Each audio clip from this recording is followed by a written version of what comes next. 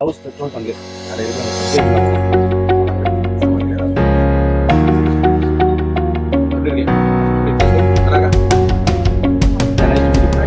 Thank you.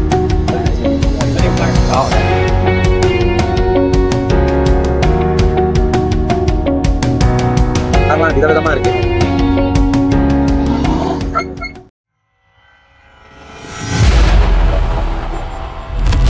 ஏர்போர்ட்டுக்கு பக்கத்தில் நம்ம இருக்கிறதுனால ஃப்ளைட்டு பறந்துக்கிட்டே இருக்குது. நைட்டு தூங்கும் போதெல்லாம் ஃபுல்லாக ஃப்ளைட்டு டேக் ஆஃப் ஆகிறது லேண்டிங் ஆகிற சவுண்டு தான் கேட்டுச்சு. நல்ல சில்லிங்காக சரி கூலாக இருக்குது. இப்போ வந்து அரிசோனாவுக்கு ட்ராவல் பண்ண போகிறோம். போகும்போது போகிற வழியில் என்னென்னங்கிறத நம்ம பார்ப்போம். இரவு நல்ல ரெஸ்ட் எடுத்தாச்சு. எல்ஏல Cloud9 ஹோட்டலில் தான் தங்கியிருந்தோம். இதை வந்து நம்ம booking.comல தான் பண்ணியிருந்தோம். எல்லாமே 1 மாதம் 2 மாதம் முன்னாடி புக் பண்ணாவே போதும். $120 சார்ஜ் பண்ணாங்க. 2 ட்வின் பெட் இருந்துச்சு. 4 பேர் நல்ல தாராளமாக தங்கணும்.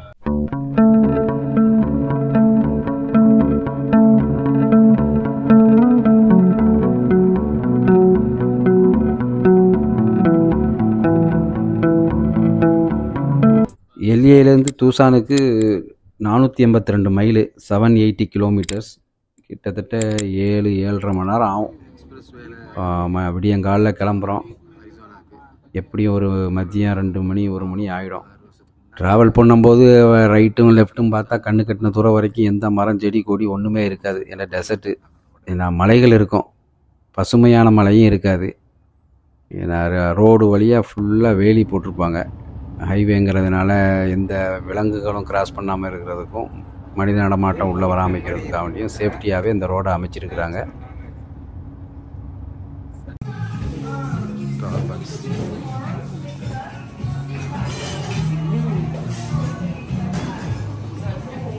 ஒரு லாங் ட்ராவலு, இடையில ஒரு பிரேக். ஸ்டார்பக்ஸில் வந்து காஃபி ஆர்டர் பண்ணி காஃபியை குடிக்கணும்.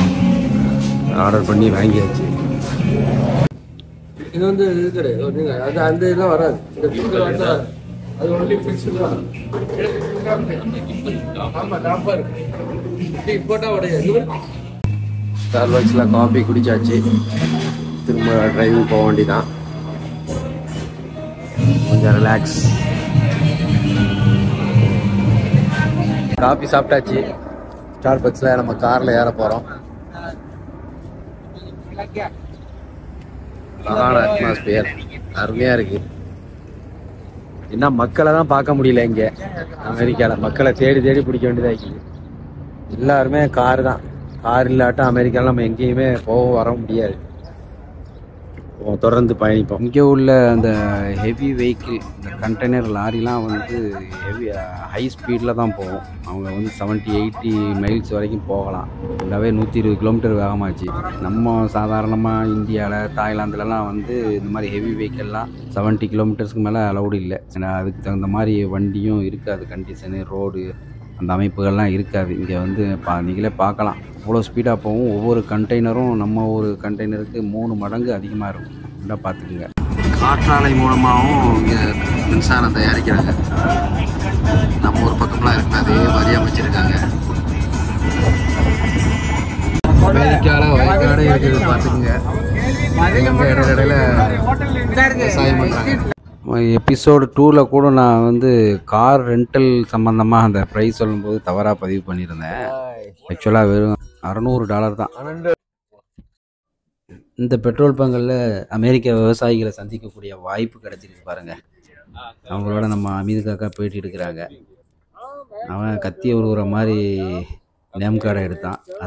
ஆமாம், எங்கள் பண்ணையில் கத்திரிக்காய் மாங்காய் இருக்குது, வந்து வாங்கிங்க அப்படிங்கிற மாதிரி தான் பேச்சு ஓடிக்கிட்டு இருந்துச்சு. உண்மையிலே ஒரு ஃபன்னாக இருந்துச்சு. இந்த மாதிரி கிராமவாசிகளை சந்தித்ததில் ரொம்ப சந்தோஷம்.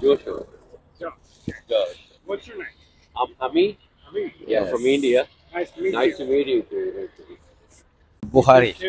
Feral Drifters. Feral Drifters. Yep, if you want to check them out. Feral Drifters on YouTube. Oh, yes. Nice to meet you guys. Nice to meet you. நம்ம நண்பர் ஒருவர் இடையில சொல்லியிருந்தாரு, சின்னமன் காஃபி வந்து இந்த லவ்ஸ் பெட்ரோல் பங்கில் கிடைக்கும் அப்படின்றாரு. அதனால தான் இந்த பெட்ரோல் பங்கை பார்த்து நம்ம கூகுளில் சர்ச் பண்ணி ஆண்ட வேலை பார்த்தோம். அதுக்கு தான் வந்திருக்கிறோம். அந்த இது காஃபி ஷாப்பிங் கேட்குமா? கைத்தர Coffee shop, you know. Coffee shop. Cinnamon coffee shop. coffee shop named Cinnamon Coffee Shop? Cinnamon Coffee Shop. There is one up by Main Street in the 76th. இங்கே உள்ள அந்த வயசான ஆட்கள் எல்லாமே இந்த மாதிரி பைக்கு தான், காரும் இல்லாமல் பைக்கும் இல்லாமல் இருக்குது. அவங்களுக்கு ரொம்ப சௌகரியமாக இருக்குது. அவங்க கனத்த உடம்புக்கும் இந்த வயசுக்கும் தள்ளாடாமல் அழகான முறையில் வண்டி ஓடுது, ஸ்பீடு. அமீர்காக்கா வந்து அந்த கார் ஓட்டுநரை வந்து சந்திக்கிறேன். No, I said I'm from India. Okay. Yeah. You're living here. Yeah, we live in Arizona. What kind of car is it? Side by side. காரை பாருங்க எப்படி இருக்குன்னு அவரோட கேட்குறாங்க, எப்படி காரு என்ன ஏது. ஏறக்கூடிய பகுதியில் வந்து இந்த வண்டி ஏறுறதுக்கு ரொம்ப ஈஸியாக இருக்கும். அந்த மாதிரி டைப் தான் நீங்களே நிறைய வண்டிகளை பார்க்குறீங்க பாருங்கள். ஹவுஸ் பெட்ரோல் பங்கு அதில் இருக்கிற அந்த சப்வேக்குள்ளே போகிறோம்.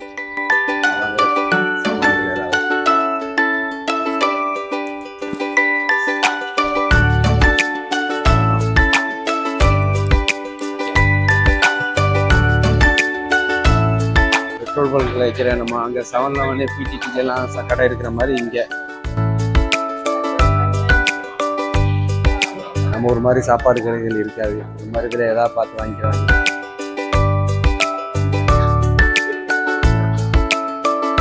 நல்லா தான் இருக்கேன், போட்டு பாருங்கள் எப்படி இருக்கு. கண்ணாடி எல்லோ கிளாஸ் கண்ணாடி, பைக்கில் போகிறதுக்கு இவ்வளோ தெரியுது. சின்னம்மன் காஃபி நம்ம நண்பர் ஒருவர் சொன்னார், அதனால் ட்ரை பண்ணி பார்க்குறோம் எப்படி இருக்குது. வருது சின்னம்மன் காஃபி எப்படி இருக்கு, எப்படி டேஸ்ட்டு நல்லா இருக்கா? எது வந்தாலும் ஹலால் பார்க்கணும், ஹலால் இங்கே இருக்காது. அதனால் இல்லை இந்த இன்கிரியன்ஸை பார்க்குறாங்க, இதெல்லாம் சேர்ந்துருக்குது. என்ன சிப்ஸு,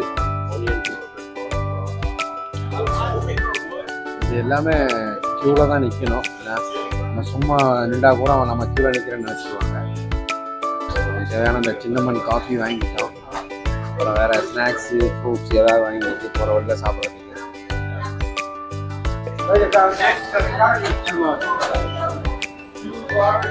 வாங்கிட்டு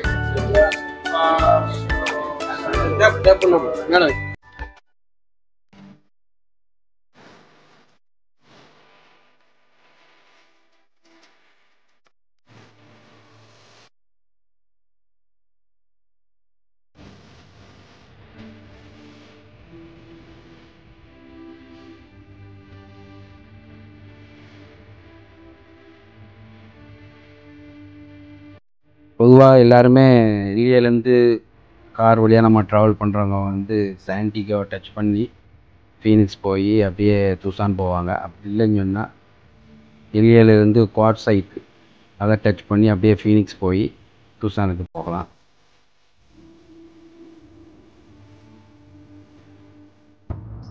நம்ம இங்கேருந்து வண்டி ஓட்டிகிட்டு போது பார்த்தாண்டா ஒரு 50 கிலோமீட்டருக்கு கண்ணு கட்டின தூரம் தெரியும் போல தெரியுது. அவ்வளோ ஸ்ட்ரைட்டாக ரோடை போட்டிருக்கிறாங்க.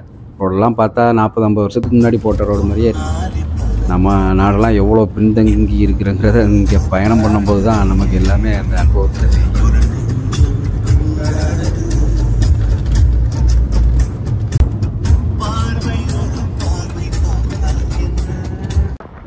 மொத்த ஹைவே அதிகமான வண்டி பெரிய பெரிய ட்ரக்கு தான் நிற்கும். ஒரு ஊர்லேருந்து இன்னொரு ஊருக்கு தேவையான தின்பண்டங்கள், சாப்பாடு ஐட்டங்களை கொண்டு கேரி பண்ணுறது இந்த மாதிரி பெரிய பெரிய ட்ரக் தான். அதுக்குள்ள பெட்ரோலா கேஸான்னு தெரியல ஃபில் பண்ணிட்டு இருக்கிறாங்க. எல்லா இடத்துலையும் இந்த மாதிரி சப்வே, மினி மார்ட், சூப்பர் மார்க்கெட் இருக்கும். எல்லாம் வாங்கி சாப்பிட்டுக்கலாம். இங்கே உள்ள கார் சிஸ்டம் அமைப்பு எல்லாமே புதுசாக்கிறதுனால ஒவ்வொன்றும் தடமாறாத வண்டி தான் இருக்குது. கார் டேங்கை கூட திறக்க முடியல, எப்படி திறக்குங்கிறது தெரியல. ஒன்றுனா பார்த்துட்டு இருக்கோம். ஏண்டா ரெண்டல் காரில் 2 நாள் ஆகும் செட் ஆகுறதுக்கு. பெட்ரோல் போடுறதுக்கு முதல்ல என்ன செய்யணும், கார்டை போட்டுடணும். போட்டு என்ன அடிக்கணும்னு சூஸ் பண்ணிக்கிட்டு நமக்கு என்ன கேசோலினா அன்லீடடு, அன்லீடட் ப்ளஸ்ஸு, சூப்பர் அன்லீடடு எல்லாமே இருக்குது.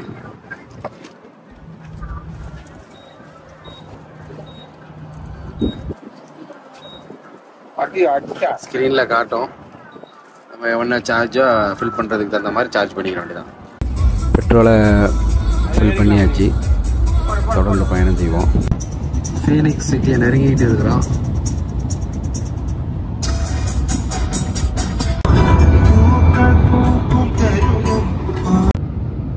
விவசாயம். அமெரிக்காவிலையும் விவசாயம் நடக்குது.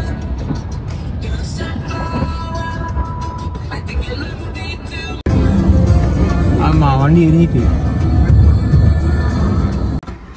டிரைவுங்கிறதுனால டிரைவர்கள் மாறி ஓட்டுறாங்க 2 பேருமே. இந்த மாறுறது தான் சேஃப்டி, கொஞ்சம் ரிலாக்ஸ் கிடைக்கும். இந்த பெரிய ஹைவே வண்டி போகிற வேலை பார்த்தா கண்டிப்பாக மாறி தான் ஆகணும் நம்ம. ஓகே, ஃபுட்பால் விளாட்றாங்க, பார்த்துருக்குறோம். எத்தனை கிரவுண்டு? ஒரு 10 கிரவுண்டு இருக்கும்போது தெரியுது. எறும்பு மாதிரி இருக்குது.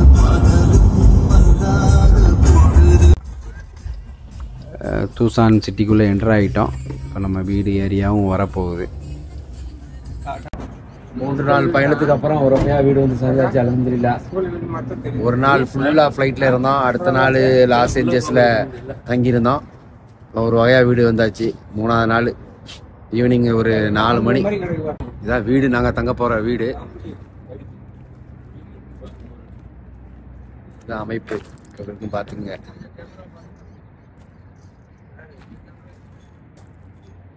அங்கே இருக்கிற வீட்டினுடைய அமைப்பு வெளிப்பகுதி.